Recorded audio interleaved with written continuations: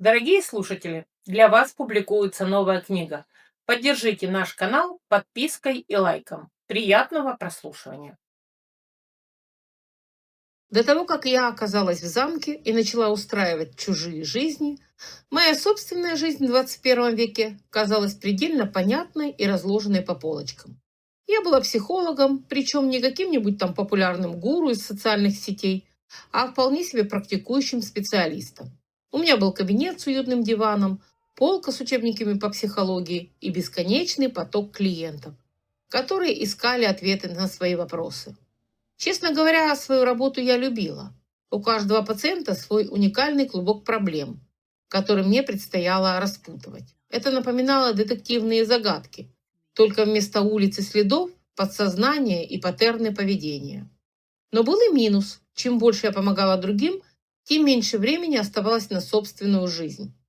Со временем я осознала, что моя жизнь – это только работа. Нет, я не жаловалась, ведь у меня была стабильность, карьера, пара кактусов на подоконнике и планы на отпуск, которые я, как правило, переносила из года в год. Так как же я оказалась в 15 веке? Этот день я помню до мелочей. Это была пятница, конец рабочей недели. Я сидела в своем кабинете, заканчивала запись последнего клиента, который жаловался на токсичного начальника, и мечтала о чашке кофе и паре лишних часов сна. Вдруг свет в комнате начал мигать, как будто лампочки решили устроить собственную вечеринку. Потом я услышала странный треск, как будто кто-то скрутил алюминиевую фольгу в кулак. «Электрики опять халтурят», – подумала я, поднимаясь из-за стола, чтобы проверить щиток. Но как только я встала, пол под ногами исчез. Да, буквально просто исчез.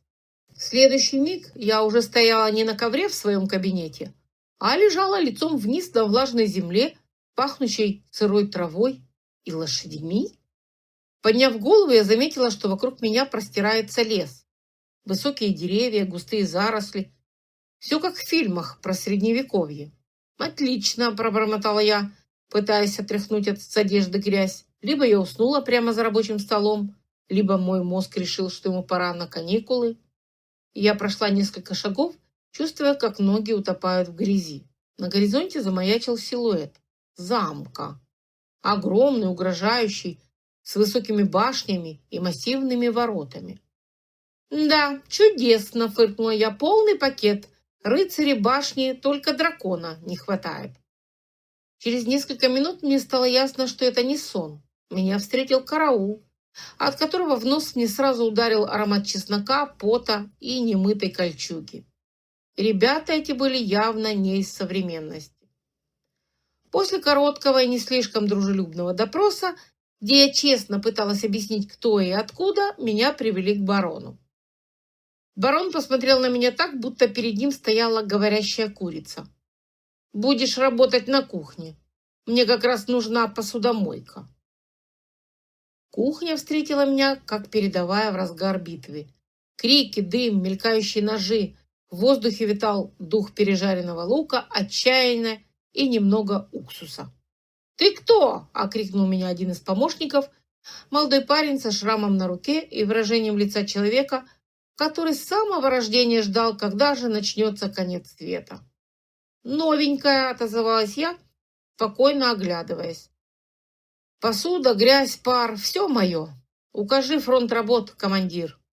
Меня толкнули в угол, где возвышалась гора мисок, кастрюль и тарелок, в которой уже, кажется, зарождалась жизнь. Я засучила рукава и взялась за работу. Через пару часов я почувствовала себя вареной курицей. Руки ныли, болела спина, а в ушах звенело от постоянных приказов. Всем этим безумием руководил он, шеф.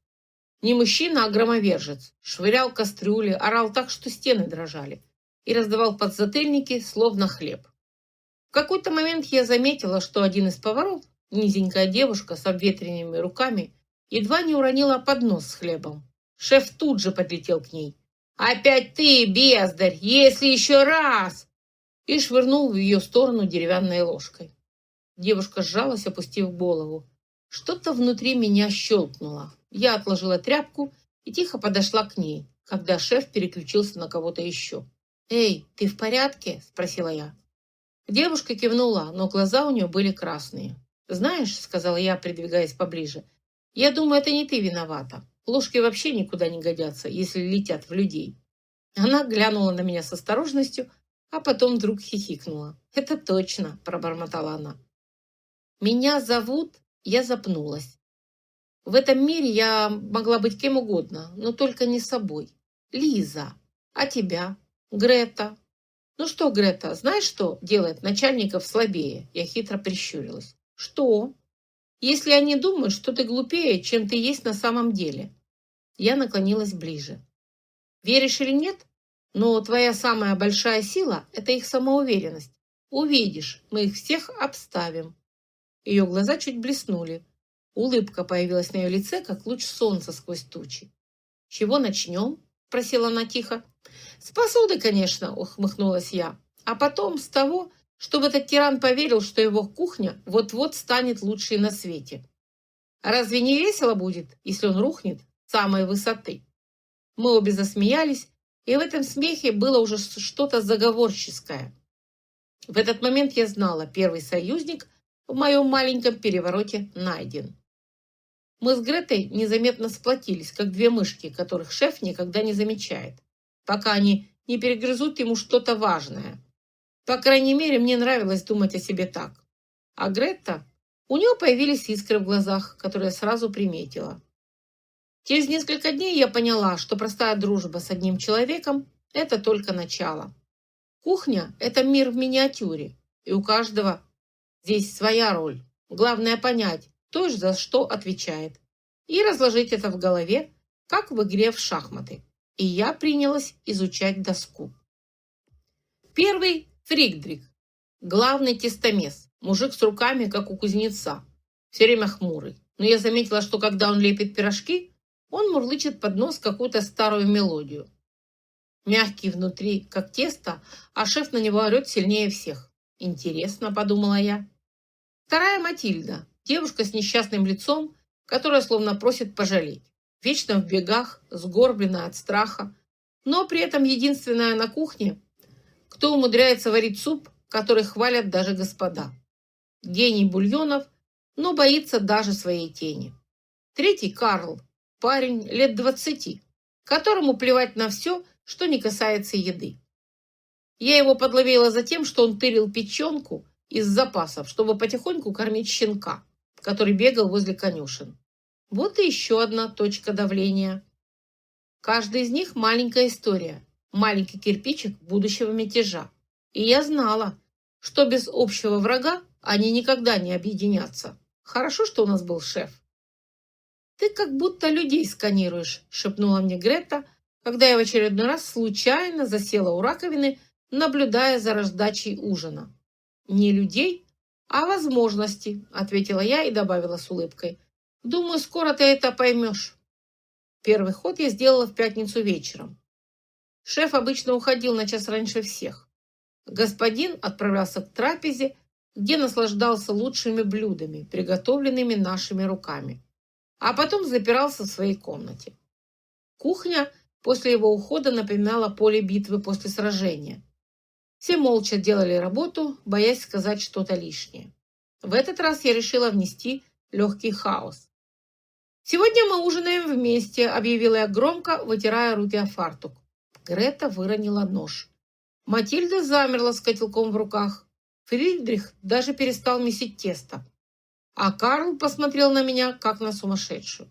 «Ты что, хочешь, чтобы нас выгнали?» – спросил он, скрестив руки на груди. «Нет, хочу, чтобы вы поняли, нас больше, чем кажется». Я подошла к большому столу и расставила 3 тарелки. «Вы все это готовите, но сами едите, как воробьи в углу. Думаете, что шеф самый важный? Я думаю иначе». Один за другим они начали подходить. Карл первым поставил на стол корзинку с яблоками. Потом Матильда принесла суп, а Фридрих – поднос с хлебом. «Если шеф узнает», – начала Грета, но я только усмехнулась.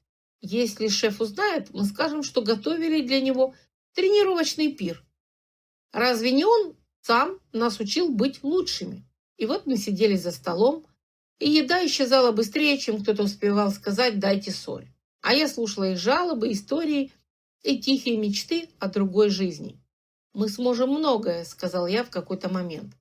«А теперь давайте думать, как показать это так, чтобы шефу пришлось прислушаться к нам». На лицах мелькнули улыбки. Мятеж начинался.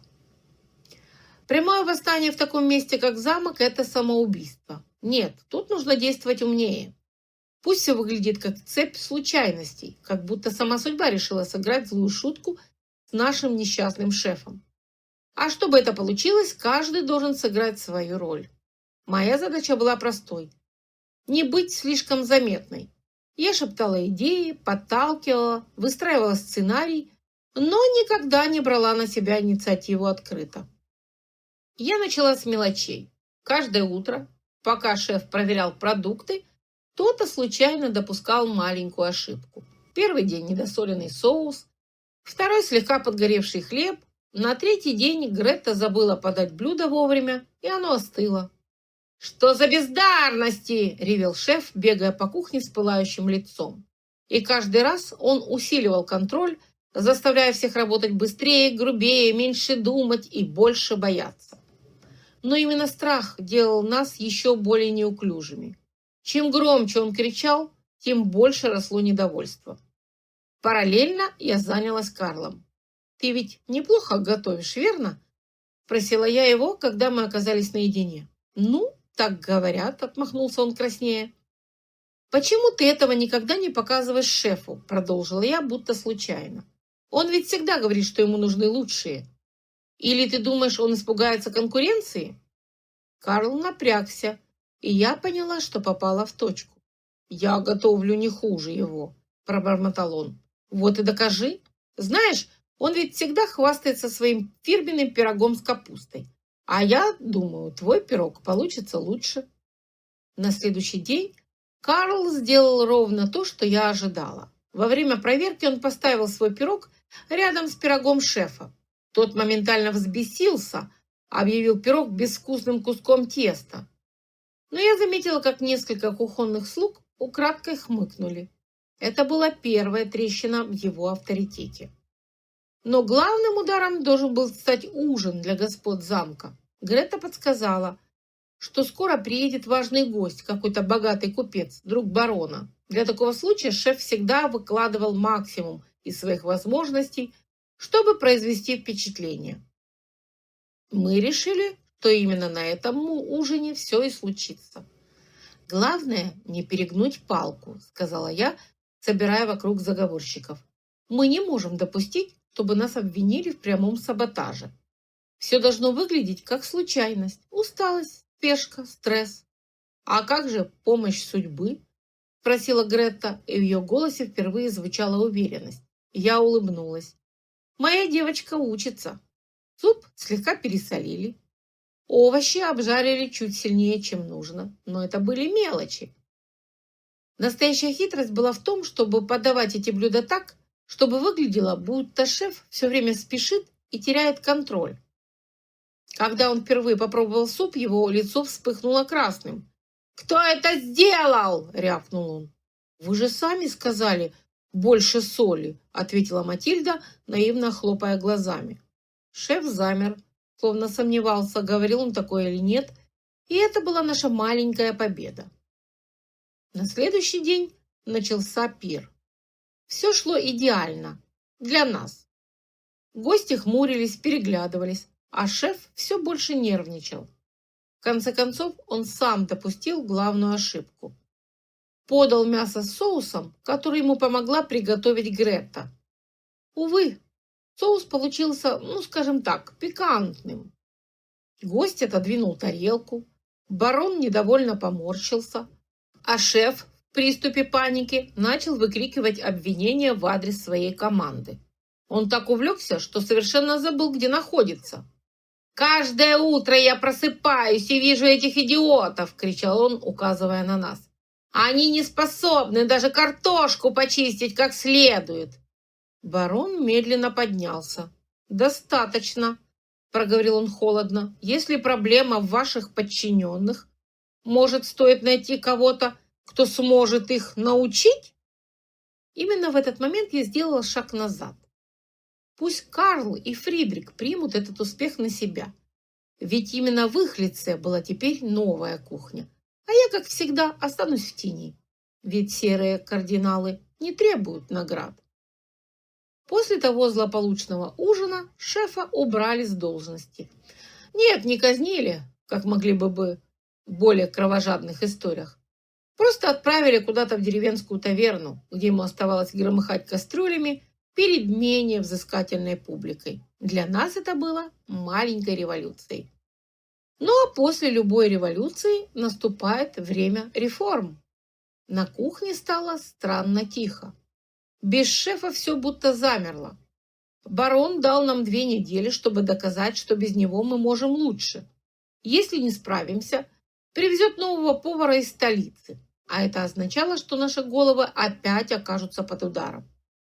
«Лиза, а что теперь?» – спросила Грета, глядя на меня со смесью надежды и страха. Я отложила половник, которым размешивала суп, и обвела взглядом всех собравшихся. Карл хмурился у своего стола, Фридрих задумчиво крутил в руках скалку. Матильда перебирала сушеные травы. «А теперь мы должны стать лучшей чертовой кухней, которую этот замок когда-либо видел», ответила я, придав своему голосу максимум уверенности. «И все начнется с того, что у каждого будет своя задача». Я назначила Карла ответственным за горячее блюдо. Он был уверен в себе и хорошо справлялся. Фридриха оставила за выпечкой. Его хлеб и пироги давно уже заслужили уважение. Матильду попросила вести заготовки и подачу, а Гретте поручила следить за чистотой и запасами. А вот себя я поставила, скажем так, над всеми. «Ты командуешь?» – спросил Карл с прищуром, когда я обвела насмешливым взглядом нашу разномастную команду. «Нет», – усмехнулась я вдохновляю». И вдохновение оказалось сильным оружием. Через неделю мы уже работали как единый механизм. У каждого была своя роль, каждый знал, за что отвечает. Мы устраивали тестовые ужины для слуг, заставляя их оценивать наши новые рецепты. Карл, однажды смущенно потирая шею, предложил блюдо, которое подавали в его родной деревне – жареную утку с медом и яблоками. Я добавила щепотку специй и каплю лимонного сока, чтобы усилить вкус. И это стало хитом. Матильда научила меня, как правильно сушить травы, чтобы они не теряли аромат. Фридрих же продолжал печь пироги, которые все чаще напоминали произведение искусства. Грета однажды тихо шепнула мне: «Ты ведь специально сделала все так, чтобы все чувствовали себя важными». «А как иначе?» – ответила я. «Люди работают лучше, когда верят, что их ценят». Настал день проверки. Барон пригласил гостей. Не таких важных, как в прошлый раз, но достаточно взыскательных. Мы подали им все, что у нас было лучшее. Утку Карла, хлеб Фридриха, суп Матильды и десерт, который я придумала сама. Фрукты в вине с пряностями. Весь вечер барон хвалил блюдо, а гости кивали, улыбались и просили добавки. «Теперь я понимаю, почему вы так просили дать вам шанс», сказал он в конце. «Признаю, вы превзошли все мои ожидания». После этого он встал и добавил: «Я назначил вас главой по кухне замка. Продолжайте в том же духе». Мы победили, но для меня это было не концом, а началом. Теперь я знала, что в этом мире нет ничего невозможного. Правильным подходом даже самые жестокие начальники падают, а самые запуганные слуги превращаются в героев. Но что будет дальше? Кухня стала моим маленьким королевством, но я знала, что рано или поздно придется выйти за его пределы. За стенами замка все еще был огромный мир, полный приключений, а в этом мире, возможно, ждал тот самый рыцарь, которым мне предстояло пересечься. Но об этом я пока не думала, потому что в тот вечер я, наконец, позволила себе расслабиться, сидя за тем самым столом с моей кухонной мафией. «Ну что, пойдем завоевывать дворец?» – спросила я шутливо. Сначала давай хоть поедим, усмехнулся Карл. И это был момент, когда я почувствовала, что наш маленький заговор оказался не просто победой, а чем-то большим. Мы стали командой. После того вечера на кухне все изменилось. Барон дал нам свободу действий, и это оказалось даже страшнее, чем крики старого шефа. Теперь любой провал был на нашей совести. Но вместо страха я почувствовала азарт. Как оказалось, управлять кухней в замке – это не просто готовка. Это сложная сеть связей, где еда становится политикой. Например, завтрак. «Лиза, зачем ты отправила в зал этот пирог? Он же вчера не зашел к господам», – плеснула руками Гретта. Я только улыбнулась. «Пирог не для господ, а для гостей из деревни. Они будут в восторге. А господа вон какие хмурые сидят с утра. Значит, ночью заседание было долгим. Им нужно что-то легкое. Пусть попробуют кашу с медом и миндалем». Фридрих усмехнулся, наблюдая, как я раскладываю тарелки. «Ты бы справилась не только на кухне, но и в тронном зале. А ты бы уже месил тесто для королевских пирогов», – парировала я. И действительно, все стало напоминать игру. Гости, господа, слуги, каждый со своими предпочтениями и слабостями. Мы подстраивались, угадывали, экспериментировали. А между делом, как серый кардинал, я собирала слухи. Первый важный слух пришел от мальчишки, который мыл котлы.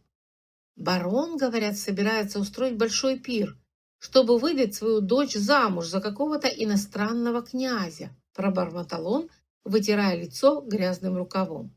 Я замерла. Большой пир означал огромное испытание для нашей кухни, но еще больше меня заинтересовала часть про князя. «Кто тебе это сказал?» – спросила я. «Все говорят», – пожал он плечами. «На рынке уж точно об этом шепчутся». Я не знала, почему меня это задело. Возможно, потому что идея выйти замуж за незнакомого человека была мне слишком знакомой.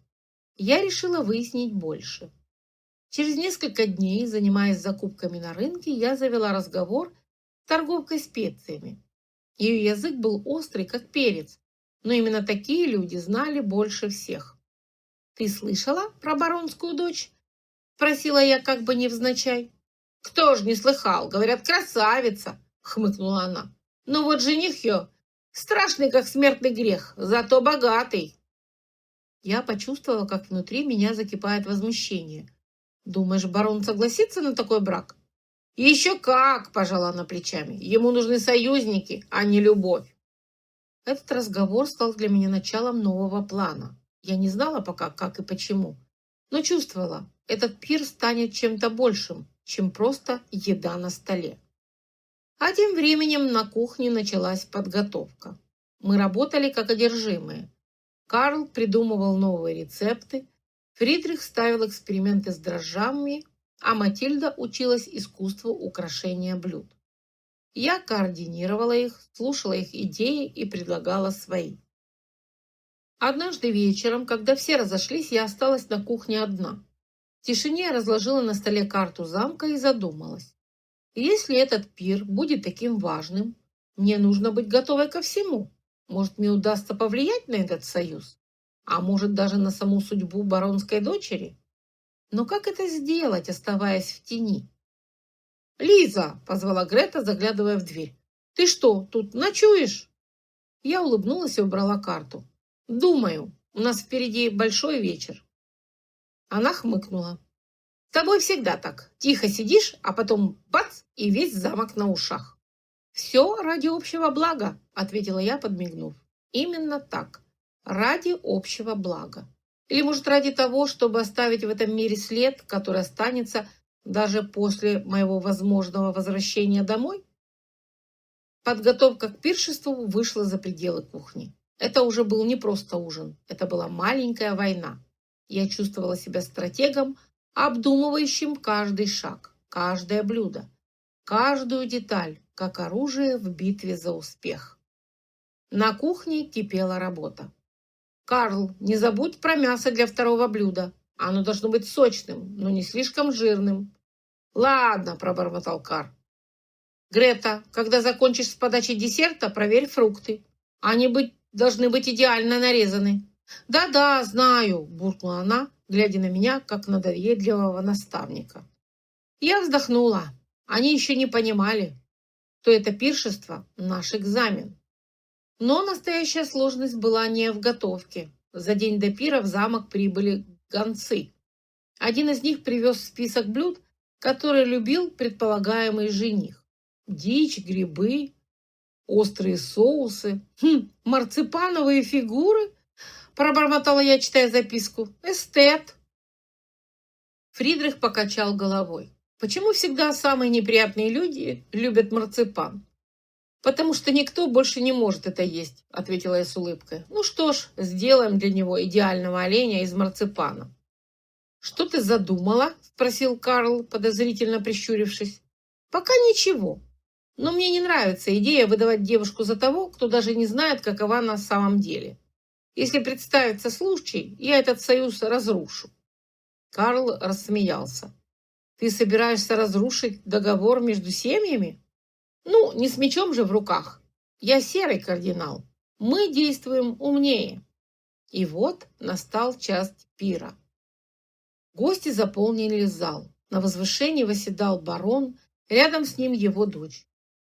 Красивая, но с грустным взглядом. Она смотрела на гостей так, словно надеялась найти спасение. Рядом с ней был жених, высокий, массивный, с тяжелым взглядом и осанкой человека, привыкшего получать все, что хочет. Он даже не смотрел на невесту. Зато с удовольствием уплетал мясо и хлеб, которые мы подали первыми. «Лиза, что ты задумала?» – спросила Грета, наклоняясь ко мне, когда мы стояли в дверях. «Пока ничего», – ответила я, глядя на то, как жених заливает мясо острым соусом. «Я всегда действую по ситуации». И ситуация пришла быстрее, чем я ожидала. Когда подали наш десерт, того самого марципанового оленя, жених вдруг встал и потребовал. «А почему здесь нет вина, как в домах моей страны?» В зале стало тихо. Барон нахмурился, но промолчал. Все взгляды устремились на нас. Я сделала шаг вперед. «Милорд», — начала я, — «мы приготовили для вас лучшее вино, которое только есть в этом замке. Но, боюсь, оно слишком крепкое под марципан». «Крепкое?» – переспросил он. «Я могу выпить столько, сколько вы предложите».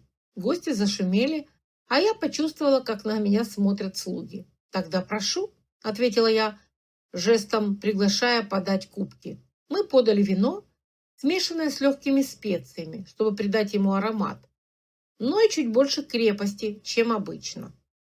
Жених выпил первый кубок залпом, потом второй, и я заметила, как его лицо слегка покраснело.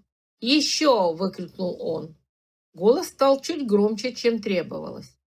К третьему кубку он начал говорить еще громче, чем нужно. Зато баронская дочь вдруг осмелела. «Милорд», – сказала она тихо, но твердо, – «если вы хотите пить дальше, то делайте это наедине. В зале гости, а вы начинаете терять достоинство». Жених вскинулся, как медведь. Но тут барон встал. «Она права», – произнес он холодно. «Ваше поведение недостойно».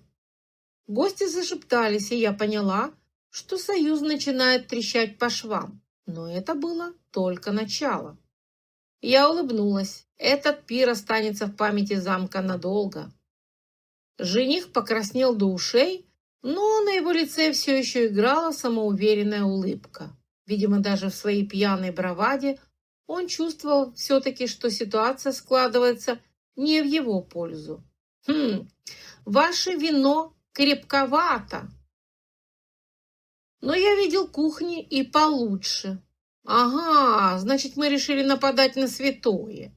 Я едва сдержала усмешку, глядя, как он вытирает рукавом губы и весело оглядывается на гостей, словно ожидая аплодисментов за свою дерзость.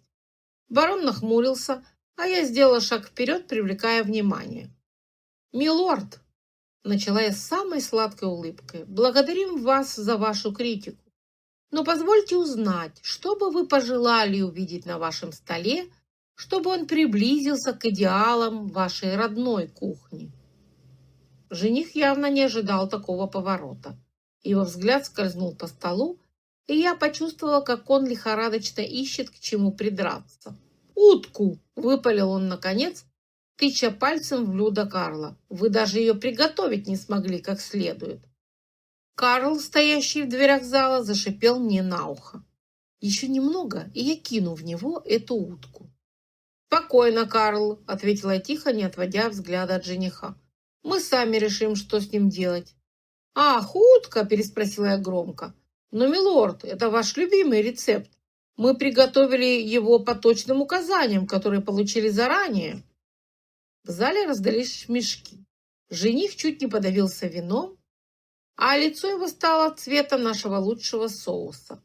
«Что ты несешь?» – прорычал он. «Я говорю правду. Впрочем, если вы считаете, что мы что-то сделали не так, может, вы подскажете, как правильно?» Это было приглашение, от которого он не мог отказаться. Подойти к нам, чтобы показать свое мастерство, или остаться за столом и признать свое бессилие. Он встал, шатаясь, и направился к кухне под взглядами гостей. Баронская дочь смотрела на все это с едва заметной улыбкой, но глаза ее горели интересом. Мы с Карлом быстро переглянулись. «Гретта», — шепнула я, — «подай еще вина». Она кивнула и скрылась за дверью. На кухне началось шоу. Жених пытался давать указания Карлу, размахивая руками и при этом путаясь в собственных словах. «Больше соли». «Нет, меньше. Что за грибы сюда вы добавили?» Карл молчал, но глаза его горели яростью. Я шагнула ближе и с видимым восхищением произнесла: «Милорд, вы так уверены в своих знаниях. Это впечатляет. А не желаете ли сами продемонстрировать нам свое умение?» Жених покраснел, но, поощряемый нашими улыбками и кивками, наконец схватил нож и попытался разделать утку. Это было феерично. Он умудрился порезать палец, отрезать крыло вместе с половиной грудки, а потом случайно уронить кусок мяса на пол. «Простите», – буркнул он, вытирая лоб, – «просто у вас ножи тупые». «Ну да, конечно», – подхватила я. «Наша вина». Гретта принесла ему еще кубок вина, и пока он делал очередной глоток, я повернулась к Карлу. «Как думаешь, через сколько он уснет?» «Еще пара глотков», – усмехнулся тот. И правда, жених уже едва стоял на ногах. Его бормотание стало несвязным, а попытка помочь закончилась тем, что он чуть не опрокинул поднос с десертами. «Хватит с него», – наконец сказал барон. Войдя на кухню, он смотрел на нас с таким выражением, словно впервые видел. «Благодарю за терпение». Барон обернулся к жениху, который уже сползал на ближайший стул. «Мы обсудим этот союз позже», – бросил он холодно, посмотрев на дочь, которая стояла рядом. И я увидела, как ее плечи слегка расслабились. Пир закончился, но последствия только начинались. Когда гости разошлись, Карл подошел ко мне и положил руку на плечо. «Ты что, специально все это устроила?» «Я?» – притворно удивилась я. «Я просто хотела, чтобы наш гость почувствовал себя как дома». Карл рассмеялся, а потом добавил: «Ты умеешь крутить людьми, как хочешь, но будь осторожна, играя с огнем, легко обжечься». Я только усмехнулась. Он был прав. Но разве игра не стоила свеч? После пира замковая жизнь ненадолго вернулась в обычное русло. Гости разъехались, оставив барона в раздумьях, а нас с горой грязной посуды. Фридрих ворчал, Карл бурчал, а Гретта пыталась убрать вино с парадных скатертей, которые, как оказалось, впитали его навсегда. «Ну что, Лиза, довольна?» – буркнула она, утирая пот со лба. «Этот ваш спектакль стоил мне целого дня работы». «О, ты еще не видела главного представления», – отозвалась я, подавая ей свежий таз с водой. Она хмыкнула, но дальше ничего не сказала. Барон пригласил меня к себе за 2 дня после пира. Меня ввели в его кабинет, где он сидел, откинувшись на кресле, а на его лице играла задумчивая полуулыбка. В его взгляде я уловила что-то новое, возможно, признание или подозрение. «Ты хорошо справилась», — сказал он, не тратя время на приветствие. «Благодарю, милорд». Гости остались довольны. Даже мой уважаемый коллега из-за границы, несмотря на некоторые обстоятельства. Я едва заметно улыбнулась, но предпочла промолчать. Барон наклонился вперед. «Скажи, девочка, ты ведь знала, что делаешь?» «Милорд», — начала я, внимательно подбирая слова, «я всегда стараюсь делать что лучше для вашего дома и для всех, кто в нем живет». Он долго смотрел на меня, словно пытаясь понять, что у меня на уме. Наконец он откинулся назад и тяжело вздохнул. «Хорошо, ты это заслужила». «Что именно?» – спросила я, стараясь не выдавать растущей тревоги. «Полное управление кухней. С сегодняшнего дня ты отвечаешь не только за еду, но и за все, что связано с хозяйством». Моя улыбка дрогнула. Это была победа или наказание? «Благодарю за доверие, милорд», — сказала я, слегка поклонившись. «Только помни», — добавил он, его голос стал еще тверже, «если ты решишь зайти слишком далеко, я это узнаю». Я покинула его кабинет с тяжелым чувством. Теперь у меня была власть, но и ответственность выросла в разы. Все, что произойдет в замке, ошибки, интриги, теперь автоматически окажется на моей совести. Но я всегда любила вызов. На кухне я нашла свою небольшую команду. «Ну что?» – спросил Карл. «У нас новая цель», – объявила я, усаживаясь на скамью. «Теперь мы не просто кухня. Мы станем центром замковой жизни». «Центром?» – переспросила Гретта. «Именно», – кивнула я. «Через нас проходят все новости, слухи, интриги. Барон дал нам полномочия, а значит, мы должны этим воспользоваться». Фридрих хмыкнул. «Ты все равно хочешь спасти его дочь, да?» Я улыбнулась. «А ты разве нет?» На мгновение воцарилась тишина, а потом Карл хлопнул по столу. «Ну что ж, если мы теперь центр, то нам нужно больше людей. Кухня слишком мала для таких дел». «Именно», — подхватила я. «Мы расширяемся и начинаем с маленького. Учим мальчишек мыть тарелки быстрее, а девчонок резать овощи ровнее. А заодно выясняем, что они слышат в коридорах». Все рассмеялись. Но я видела, что их глаза загорелись. Мы становились не просто кухней. Мы превращались в команду, которая могла добиться чего угодно. И наша первая цель была ясна. Спасти баронскую дочь от брака, который ей навязывали. Но как это сделать, чтобы никто не понял, кто стоит за всем этим? Серый кардинал всегда действует в тени. Недели шли, и кухня превращалась в настоящий штаб. Каждый уголок замка мы охватили вниманием. Гретта следила за перемещением гостей, как ворона за блестящими монетками. Карл стал чем-то вроде нашего неофициального дипломата среди стражников. Он всегда знал, кто из них в каком настроении и у кого проблемы с начальством. А я просто слушала.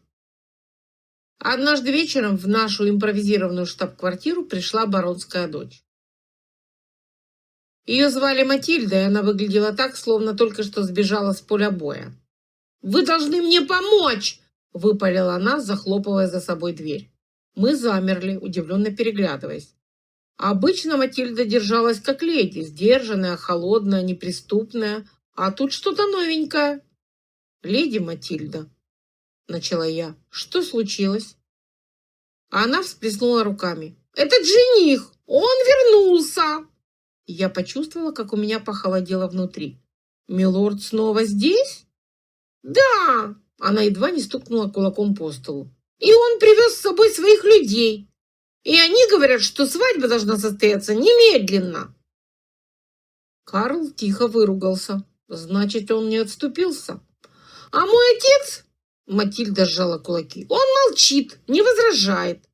Я думаю, он боится разорвать союз». «Разумно», – пробормотал Фридрих, покачивая головой.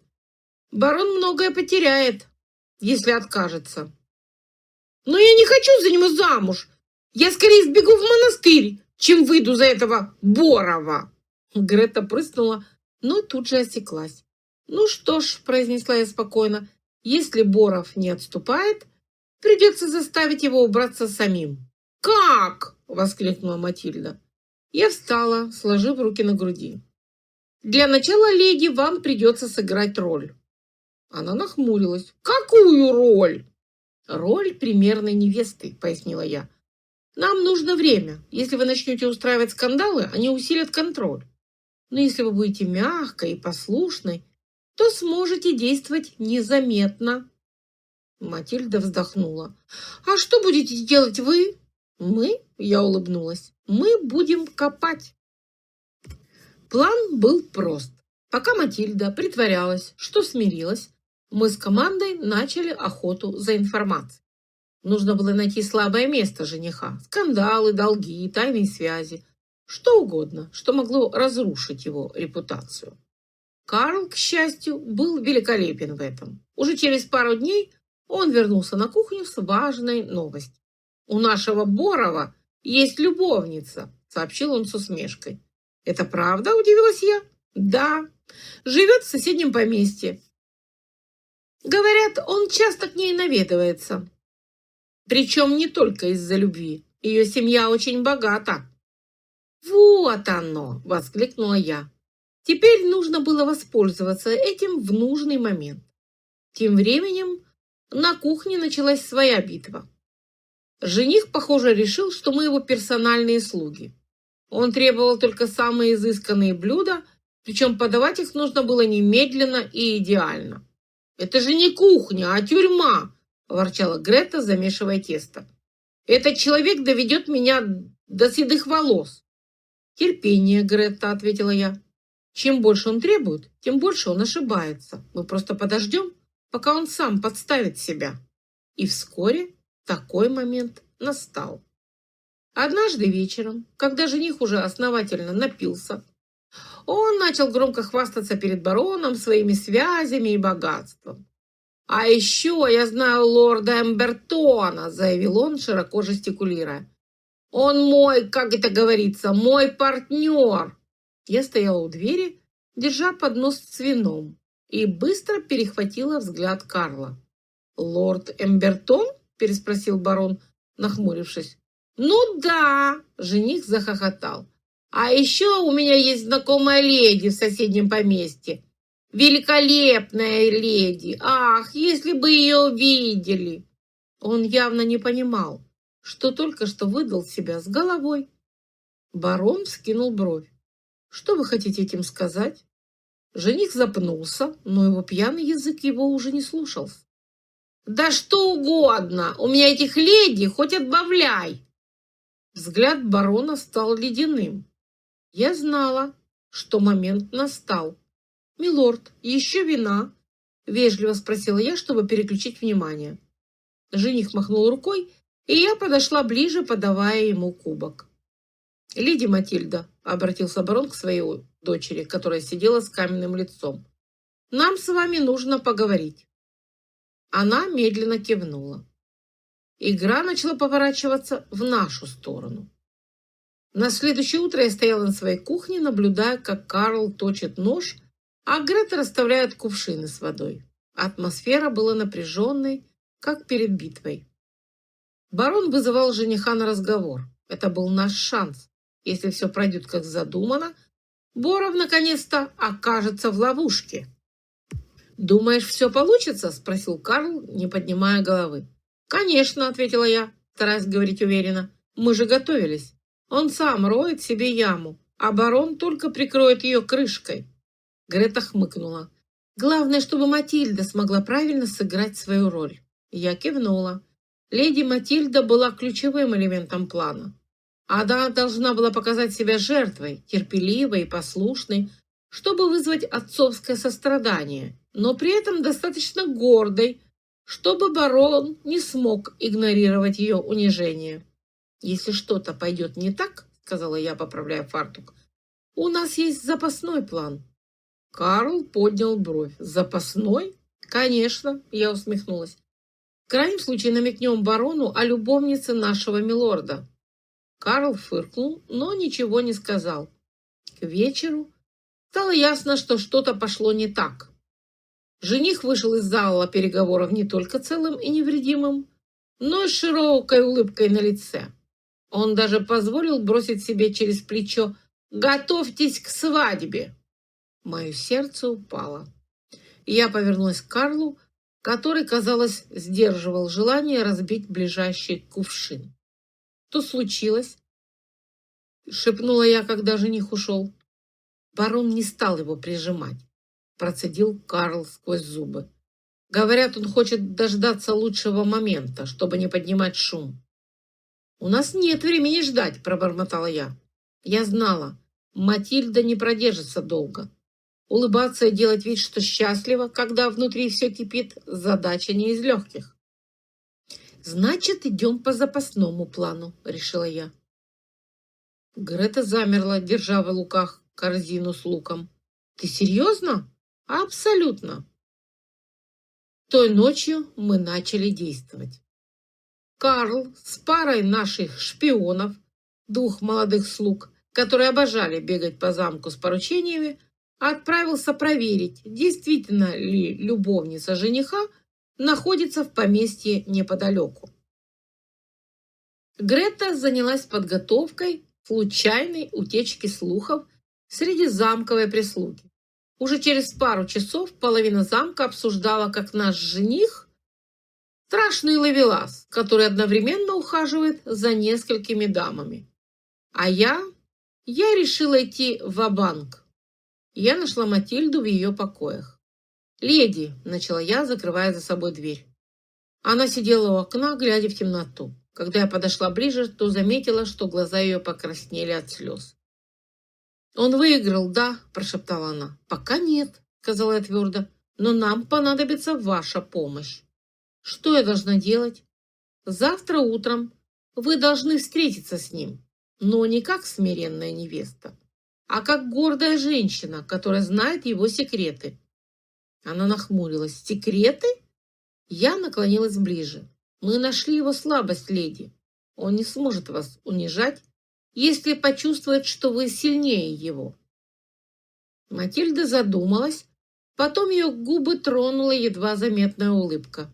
«Значит, пора показать ему, с кем он связался». На следующее утро началась последняя часть нашего плана. Матильда встретила жениха в главном зале. На этот раз она не смотрела в пол. Она стояла прямо, словно королева, которой не нужен трон, чтобы ей все подчинялись. «Милорд», — начала она, холодно глядя на него, — «я слыхала, вы часто бываете в соседнем поместье». Жених замер. «Простите, о чем это вы? О вашей, как ее зовут, леди Эмилин?» По залу пронесся шепот.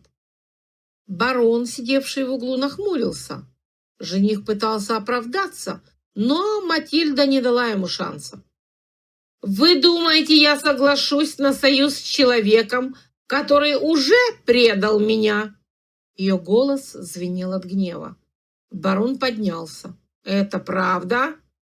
Жених замялся, его лицо побледнело. «Нет, это не так!» «Тогда, может быть, вы соблаговолите объяснить, почему ваша лошадь так часто появляется у поместья Эмилин?» добавила я, выходя из-за колонны. Все взгляды устремились на меня. Жених выглядел так, словно его сейчас стошнит. Барон сверкнул глазами. «Я думаю, нам всем ясно, что этот союз невозможен». Жених пытался что-то возразить, но его слова потонули в гуле голосов. Матильда подняла подбородок, и я заметила, как ее глаза засияли от облегчения. Когда жениха выпроводили из замка, мы вернулись на кухню. Карл выдохнул. «Ну, этого мы точно больше не увидим». Грета засмеялась, а я подняла кружку с чаем. «За успешную операцию», — сказала я с улыбкой.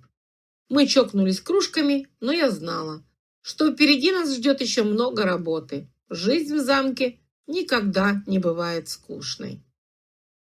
После победы над женихом жизнь в замке вернулась в привычное русло. Барон был доволен, хотя и не признавал этого вслух. Слуги снова занялись повседневными делами, а кухня вновь стала местом, где решались мелкие или важные замковые проблемы. Матильда расцвела, ее прежняя угрюмость сменилась уверенностью, и теперь, встречая ее в коридорах, я замечала, как она разговаривает с другими леди свободно и даже немного высокомерно. В ней появился стержень, заметил Карл однажды, натирая до блеска огромный котел. Думаешь, это надолго? Надолго, если она сама захочет, ответила я. Но я знала, что спокойно долго не будет. Барон, как я успела заметить, имел привычку заполнять пустоту в своей жизни мыслями о том, что пора кому-то жениться. И чаще всего этим кем-то оказывалась Матильда. Я наблюдала, как его едва заувуалированные намеки доводят ее до нервного подергивания глаз и скрежета зубами. Матильда все еще не могла дать барону достойный отпор, а я, как известно, не могла оставить все это просто так. Решение пришло вместе со слухами о скором приезде в замок знатной соседки барона, вдовы госпожи Клариссы де Ланжер, умная, красивая, с достатком и дворянским титулом, и, что самое важное, одинокая. Скажи, Карл, как ты думаешь, может ли барон влюбиться? Спросила я за обедом. Карл едва не подавился куском хлеба. Влюбиться? Барон? Ты серьезно? Абсолютно, ответила я, делая вид, что размышляю о погоде. Я думаю, ему нужна пара, и у меня есть кандидатура. Карл бросил взгляд на Матильду, которая сидела напротив, и тут же все понял. Ага, это ты хочешь сделать, чтобы он оставил Матильду в покое, верно? Какой умный мальчик, сказала я с улыбкой. Только ты ничего не говори. У меня есть план. Матильда нахмурилась. Если это твоя очередная авантюра, в которой мне придется участвовать, я говорю нет. Не придется. Все будет выглядеть совершенно естественно. Итак, день прибытия госпожи де Ланжер настал. Она появилась в замке с делегацией слуг и роскошным сундуком, который был, вероятно, заполнен нарядами и украшениями. Клариса была выше среднего роста, с идеальной осанкой, медно-рыжими волосами, уложенными в сложную прическу и взглядом, который, казалось, мог прожигать дыры в каменных стенах. Барон встретил ее лично и, надо отдать ему должное, постарался выглядеть приветливым. «Добро пожаловать в наш скромный замок, госпожа де Ланжер», сказал он, чуть поклонившись. «Ваш замок вовсе не скромен, милорд», ответила она с легкой улыбкой. «Спасибо за теплый прием». Я стояла неподалеку и делала вид, что изучаю трещину в стене, но на самом деле следила за каждым их движением. План был прост. Создать все условия для того, чтобы барон и Кларисса проводили как можно больше времени вместе. Первым шагом стал ужин с тщательно продуманным меню. На кухне я собственноручно занялась приготовлениями, отдавая приказы Карлу и другим слугам. «Лиза, ты хочешь устроить романтический ужин или отравить барона?» – ворчал Карл, пока я добавляла в соус еще одну щепотку пряности. «Ужин. Но если отравление все же случится, это не моя вина», – ответила я. Вечером я убедилась, что Кларисе досталось место напротив барона, а я сама села чуть в стороне, чтобы незаметно контролировать ход событий. Разговор сначала шел об обычных вещах – политике, урожае, погоде, но я знала, как заставить барона проявить интерес. «Госпожа де Ланжер, говорят, у вас превосходные охотничьи угодья», – ставила я, как будто небрежно. «Да, это правда», – с легкой гордостью ответила Кларисса. «Я сама часто сопровождаю гостей на охоту». «Удивительно», – заметил барон, – «не каждая дама умеет держать в руках оружие». «У меня был хороший учитель», – ответила Кларисса с улыбкой. «Мой покойный супруг был страстным охотником». «Вы стреляете из лука?» – с интересом спросил он. «Из лука, из арбалета. А однажды даже пробовала из мушкета, когда он попал ко мне в руки. Правда, мушкет не самое удобное оружие для дамы, но мне удалось попасть в цель». Барон был явно впечатлен. Я сделала вид, что полностью поглощена своим ужином, но про себя отметила: контакт установлен. На следующий день я организовала совместную прогулку барона и Клариссы. Для этого мне пришлось случайно уронить его перчатки неподалеку от ее покоев и устроить небольшую встречу. «О, милорд, как удачно, что вы здесь», — сказал я, преграждая ему путь. «Госпожа де Ланжер только что упомянула, что хотела бы осмотреть ваши владения. Почему бы вам их не показать?» Он нахмурился, но потом взглянул на Клариссу, которая стояла неподалеку и, казалось, ждала приглашения. «Это было бы честью для меня», — сказал он. Я, довольно как кошка, которая только что съела сметану, наблюдала, как они уходят вдвоем. Каждым днем барон и Кларисса все больше времени проводили вместе. Его привычная хмурость сменилась странной расслабленностью, а Кларисса, судя по всему, нашла в нем достойного собеседника. Матильда наблюдала за этим с осторожным оптимизмом. «Ты уверена, что это сработает?» – спросила она однажды. «Уверена», – ответила я, улыбаясь. И действительно, спустя несколько недель барон все реже вспоминал о замужестве Матильды. Вместо этого он обсуждал с Клариссой охоту, управление землями и, подозреваю, что-то более личное. Моя миссия была выполнена. Теперь оставалось только надеяться, что они сами разберутся, куда заведут их отношения.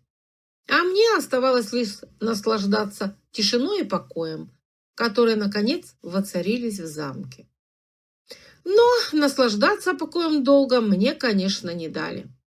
Через пару дней после удачной прогулки, на которой барон и Кларисса явно нашли общий язык, Матильда ворвалась в мою комнату с выражением лица, которое я могла описать только как смесь паники и злости.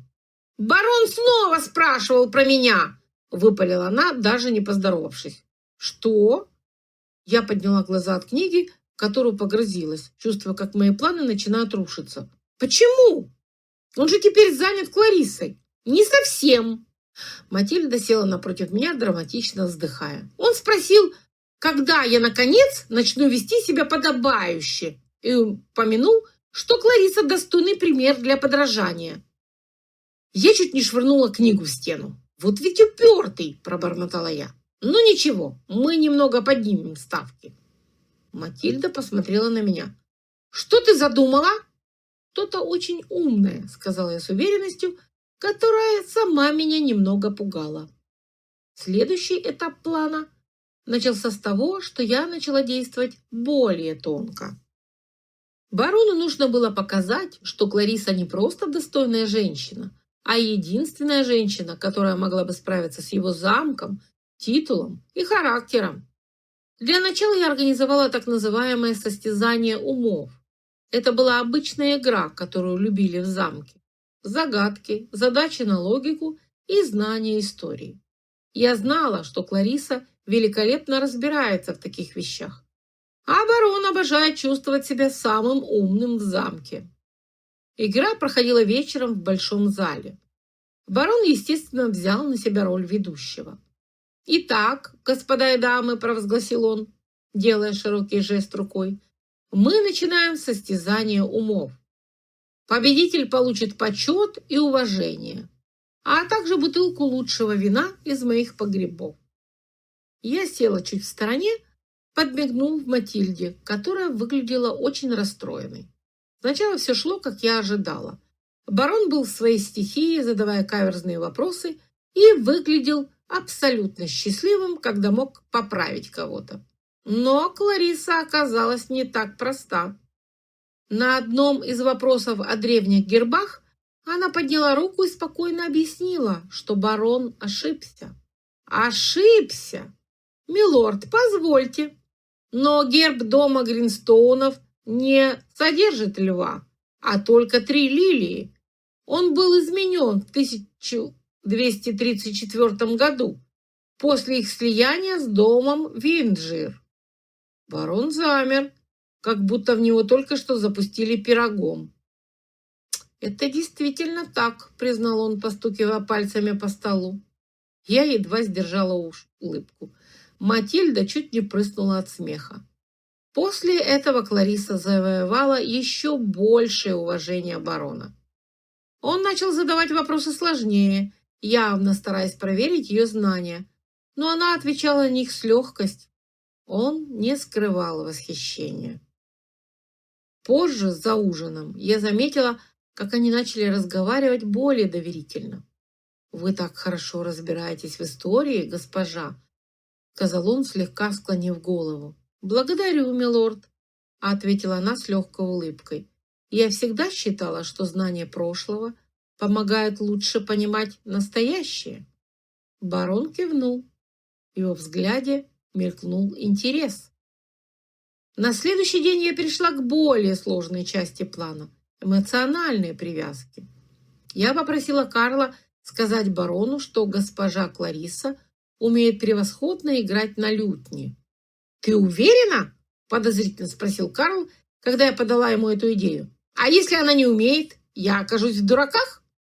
«Она умеет», – заверила я. «А если вдруг нет, будем надеяться, что барон слишком увлечен ею, чтобы заметить». И действительно, вечером я услышала, как барон предложил Кларисе сыграть что-нибудь для гостей. Она взяла лютню и начала исполнять мелодию, которая была одновременно нежной и сентиментальной. Все в зале замерли, слушая. Даже Матильда, которая обычно не проявляла интереса к музыке, выглядела растроганной. Когда Клариса закончила, барон, казалось, был в трансе. «Это было прекрасно», — сказал он. Она поклонилась. «Благодарю, милорд. Я знала, что план работает». Теперь оставалось только дождаться, пока барон сделает следующий шаг. А если не сделает, я была готова подтолкнуть его. Аккуратно. Однако, глядя на их общение, мне казалось, что вмешательство больше не понадобится. Барон выглядел очарованным, а Клариса, кажется, начинала отвечать его взаимностью. «Думаешь, он ей нравится?» – шепнула мне Матильда, когда мы уходили из зала. «Думаю, да. А значит, скоро твоя жизнь станет куда проще», – ответила я с улыбкой. Она вздохнула с облегчением, а я почувствовала, что, возможно, впервые за долгое время мы все можем насладиться заслуженным покоем. Но я была уверена, что это продлится недолго, и оказалась права. Покой длился ровно 3 дня. 3 чудесных дня, когда барон был занят Клариссой. Матильда вернула себе привычный цвет лица, а Карл, наконец, убрал с лица свою вечную гримасу «Вы все с ума сошли». Но, как всегда, все пошло наперекосяк. Началось с того, что в замок прибыл гонец с письмом от старого друга барона, сэра Готфирда. Тот сообщал, что намерен посетить замок через несколько недель и привезти с собой свою дочь по имени Розамунда. «Розамунда?» – переспросила я, когда барон читал письмо вслух за завтраком. «Да», – кивнул он задумчиво. «Готфрид давно хотел познакомить ее с нашими краями». Я почувствовала, как напряжение растет. Барон выглядел слишком довольным. «Она очень красивая», – продолжил он, хотя его никто не спрашивал. «И, насколько мне известно, умна и прекрасно воспитана». Мой внутренний сигнал тревоги заорал. Если барон начнет интересоваться Розамундой, мои усилия с Кларисой могут полететь к чертям. «Красивых женщин в вашем замке хватает, милорд», – небрежно вставила я, бросив взгляд на Кларису. Та, впрочем, не выглядела обеспокоенной. Она только грациозно пожала плечами. «Разумеется, я буду рада познакомиться с леди Розамундой», – сказала она мягко. «Всегда приятно встретить новую подругу». Барон покосился на нее, словно пытаясь понять, искренне ли она это сказала. И вот через неделю Розамунда приехала. Она оказалась действительно красивой, высокая, с волнистыми светлыми волосами, огромными голубыми глазами и кожей цвета слоновой кости. Да еще и в сопровождении полудюжины сундуков, полных одежды и украшений. «Ну что скажешь?» – шепнул мне Карл, глядя на то, как Розамунда грациозно спускается из кареты.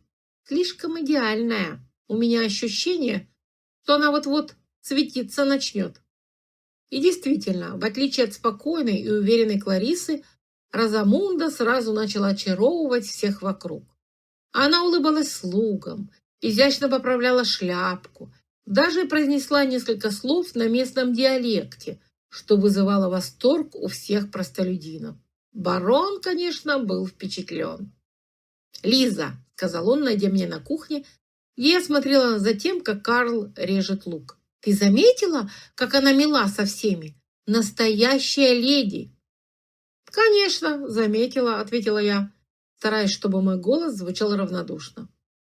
Клариса, однако, не выглядела обеспокоенной. Она наблюдала за происходящим той самой невозмутимостью, которая и делала ее такой привлекательной. «Это временно», — сказала она мне вечером. «Леди Розамунда может быть прекрасной, но я уверена, что барон слишком умен, чтобы увлечься поверхностным блеском». Я кивнула, хотя внутренний голос шептал, что она его слишком переоценивает. И, конечно, мои опасения оправдались. Барон начал проводить с Розамундой больше времени, чем следовало. Сначала это были прогулки по замковым садам, затем совместные обеды. Клариса все еще держалась спокойно, но я видела, как ее взгляд становится все холоднее. «Вы уверены, что все в порядке?» — спросила я однажды, когда она читала книгу у камина. «Абсолютно», — ответила она, даже не взглянув на меня. Но я знала, что это не так. Нужно было срочно действовать. Во-первых, я решила выяснить, чего на самом деле хочет Розамунда. Никто не приезжает в замок с таким количеством багажа просто так. Оказалось, что леди Розамунда имела собственный план – найти себе богатого мужа. Причем барон был не единственным кандидатом.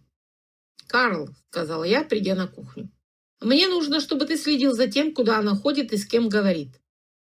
Карл нахмурился, но кивнул. «Это ради твоих новых интриг?» «Это ради покоя в замке», — поправила я.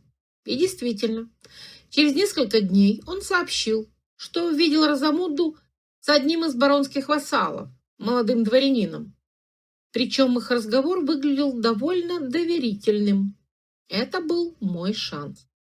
«Мы просто немного ускорим события», — сказала я Матильде, которая слушала меня с недоумением. «Ты снова вмешиваешься?» «Конечно, иначе здесь все развалится». Я разработала план устроить случайную встречу барона с Розамундом и ее предполагаемым поклонником, а затем позволить барону самому сделать выводы.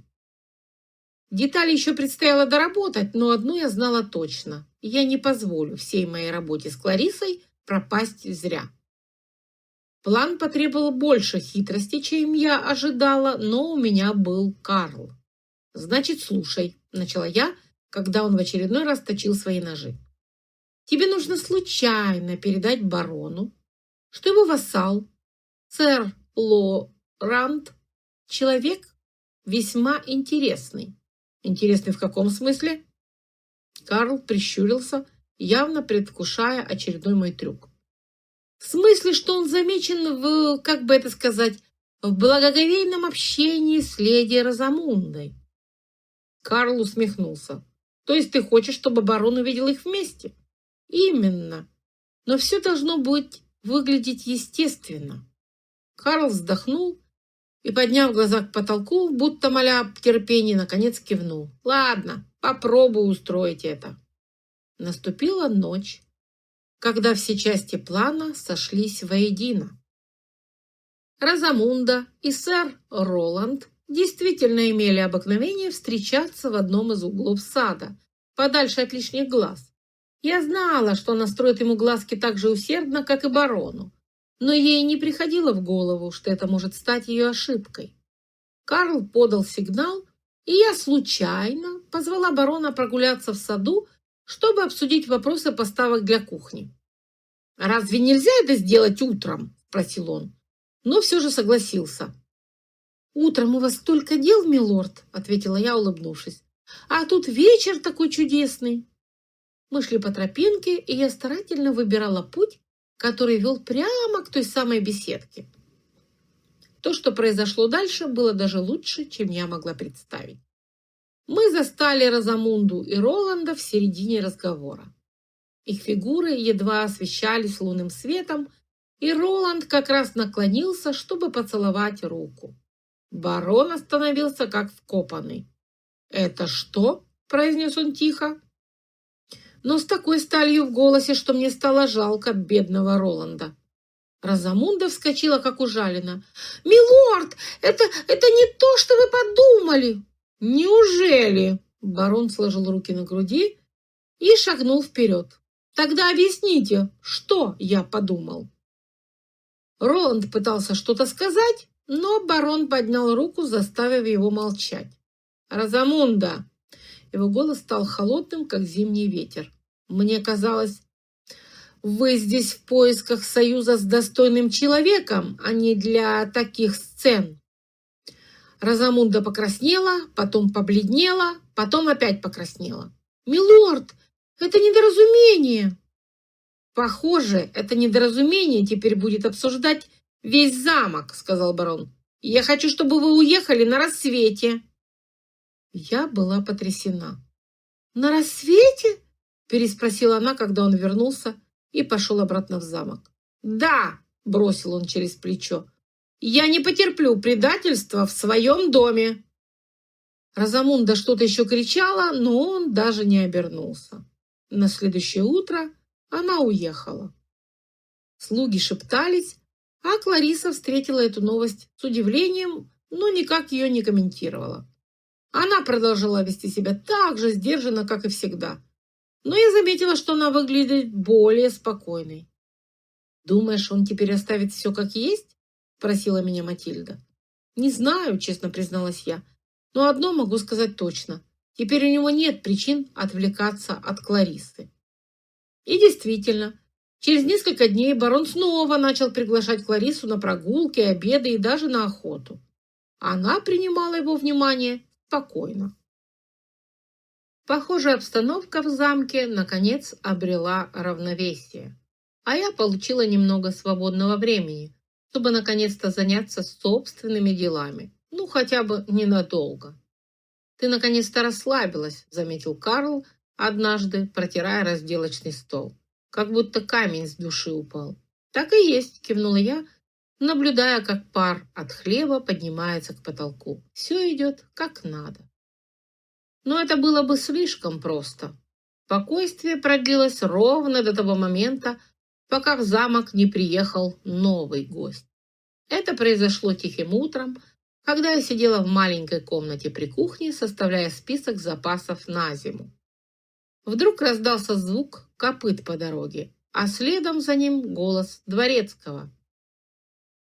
«Милорд, прибыл посланник от герцога Эберхарда». Герцог Эберхард был важной фигурой в этих краях. Его земли граничили с владениями барона, а слухи о его амбициях гуляли не только по замкам, но и по деревням. Если этот человек прислал кого-то, дело явно было серьезное. Я отложила перо и выглянула из окна. На дворе стоял всадник в темном зеленом плаще с гербами герцога, а за ним два сопровождающих. Он спешился и направился к барону, который уже вышел из зала, нахмурив брови. «Интересно, что ему нужно?» – пробормотала я, а Карл за спиной сухо добавил. «Ничего хорошего, если судить по лицу». Барон встретил гостя сдержанно, но вежливо. «Что привело вас в мои владения, сэр?» – спросил он, когда посланник поклонился. «Я привез вам письмо от моего господина, милорд», – ответил тот, передавая пергамент. Барон развернул его и начал читать. Чем дольше он читал, тем мрачнее становилось его лицо. Я не могла рассмотреть ни слова, но интуиция подсказывала ничего хорошего. Через пару минут барон скомкал письмо и бросил на ближайший стол. «Побудьте в замке, сэр, пока я не приму решение», произнес он ледяным тоном и развернулся, чтобы уйти. Естественно, я не могла остаться в стороне. Позже, когда дворецкий убирал завтрак со стола, я подошла к нему и, улыбаясь как можно дружелюбнее, спросила, о чем речь в письме. Он покосился на меня так, будто решая, стоит ли говорить. Герцог требует союза. Пишет, что это укрепит мир между их землями. Союза? Переспросила я. Какого именно? Дворецкий хмыкнул. Брачного, конечно. Теперь пазл начал складываться. Герцог Эберхард предлагал, чтобы барон женился на одной из его племянниц. Это меняло все. Клариса была умной, уверенной и подходила барону лучше, чем кто-либо другой. Но герцог был могущественным соседом, и если барон отвергнет его предложение, последствия могут быть непредсказуемыми. Мне опять предстояло вмешаться. В первую очередь нужно было выяснить, что за племянница у герцога, насколько она опасна для моего плана и какие у нее намерения. «Карл», — позвала я вечером, когда все готовились к ужину. «Что на этот раз?» Он даже не стал скрывать, что предвкушает что-то из ряда вон выходящее. «Мне нужно, чтобы ты все узнал о девушке, которую герцог хочет выдать замуж». Карл вздохнул, но кивнул. «А ты что будешь делать?» Я усмехнулась. «Я буду думать, как не дать барону совершить ошибку всей жизни». Игра снова началась. Все началось с утреннего доклада Карла. Он, как всегда, оказался мастером узнавать чужие секреты. «Леди София», — сказал он, перекладывая кусок сыра с одной полки на другую, «дочь младшего брата герцога. Ей 18. Считается первой красавицей при дворе. Но, подтолкнула я, говорят, она слишком избалована, чтобы быть хорошей хозяйкой. Ее больше интересуют платья, охота и балы, чем управление замком». «Прекрасно», — пробормотала я, скрестив руки. «Барон и так не слишком любит управлять. Ему нужна жена, которая будет компенсировать его слабости, а не умножать их». Карл посмотрел на меня с легкой усмешкой. «То есть ты уверена, что Клариса подходит больше?» «Карл», — вздохнул я, — «Клариса идеальная партия. Она умна, уравновешена, умеет ладить с людьми. И главное, она не будет устраивать скандалов по поводу каждой мелочи». «Тогда зачем тебе я?» — усмехнулся он. «Чтобы помочь мне убедить барона». Карл покачал головой, но согласился. Первый шаг был простым. Нужно было выяснить, что сам барон думает об этом предложении. Я нашла его в библиотеке, где он сидел за большим дубовым столом, задумчиво вертя в руках бокал с вином. «Тяжелое утро, милорд?» — спросила я. «Тяжелое!» — буркнул он. «Ты ведь все уже знаешь, верно?» «Знаю. Герцог хочет женить вас на своей племяннице». Барон фыркнул и сделал глоток. «Союз с герцогом был бы полезен, но я не уверен, что хочу связывать себя с девушкой, о которой ничего не знаю». «Тогда зачем спешить?» — предложила я. «Попросите больше времени, узнайте ее получше». Барон нахмурился. «Думаешь, герцог согласится ждать?» «Думаю, герцог не станет обижаться, если вы объясните все дипломатично», — ответила я. Барон помолчал, потом кивнул. «Возможно, ты права». Но на этом я не остановилась.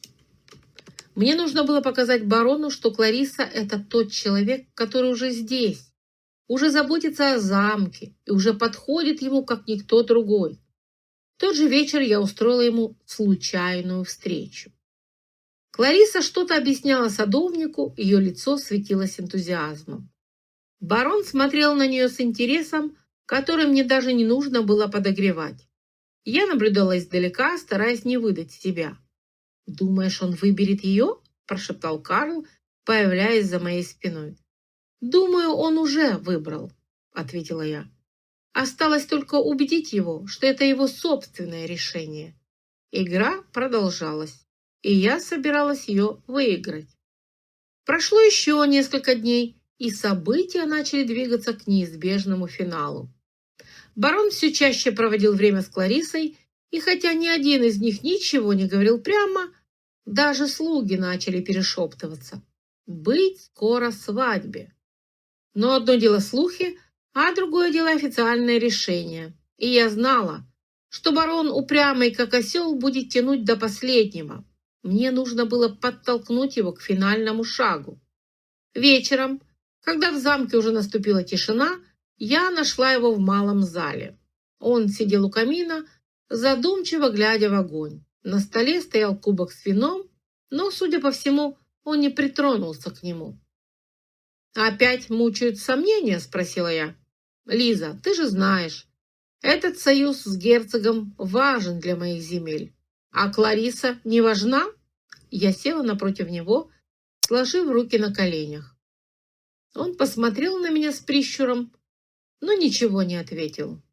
«Знаете, милорд», — продолжила я, не дожидаясь, пока он что-нибудь скажет, «вы умный человек, но иногда слишком много думаете.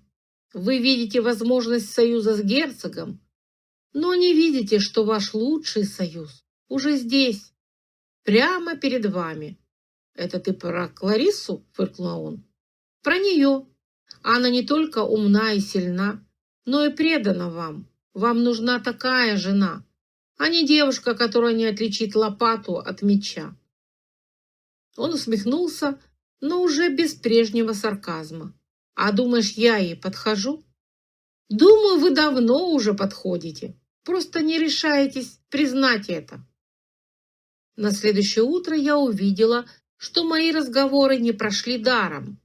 Барон и Клариса вместе спустились в большой зал, и потому, как он посмотрел на нее, мне стало понятно. Он сделал выбор. «Миледи Клариса», — начал он, встав в центре зала, «я много думал и решил, что пора быть честным». Клариса подняла на него удивленный взгляд. «Честным?» — переспросила она. «Да», — кивнул он.